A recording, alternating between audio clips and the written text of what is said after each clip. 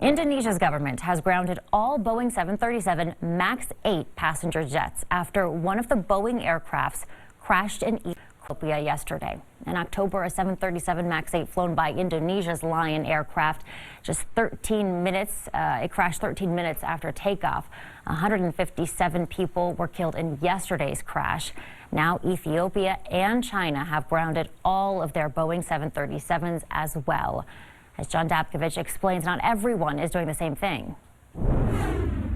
So, guys, I checked it out and found that Southwest Airlines and American Airlines have more of these particular kinds of planes than any of the other major U.S. airlines. And I want to show you this right here is the Emergency Airworthiness Directive that came from the FAA. You'll notice it's dated November 7th. That was just a few days after that first crash back in Indonesia. And this is essentially telling the airlines, look, we're not exactly sure what is the problem, but we've discovered some issue with what they call the angle of attack sensor on these planes. But again, they have not linked these two crashes yet. That's important to point out. And I want to read to you a portion of a statement that I got from Southwest that says, "We remain confident in the safety and airworthiness of our entire fleet of more than 750 Boeing 737s, and we don't have any changes planned to the 737 MAX operations." Now, that statement they're giving to a lot of people, including passengers, not making a lot of folks happy right now. This is one customer who said,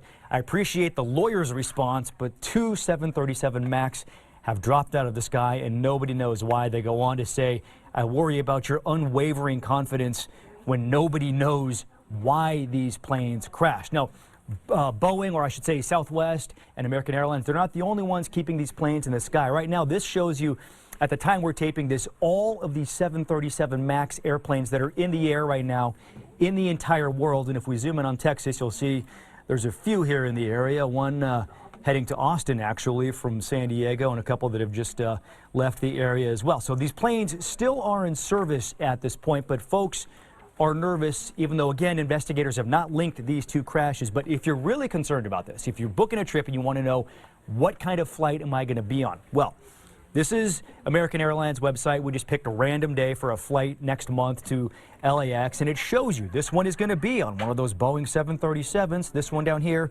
on an Airbus plane. And Southwest has sort of the same thing. This also shows the type of aircraft you're going to be on. But here's the thing. That information may not be accurate, because look at this.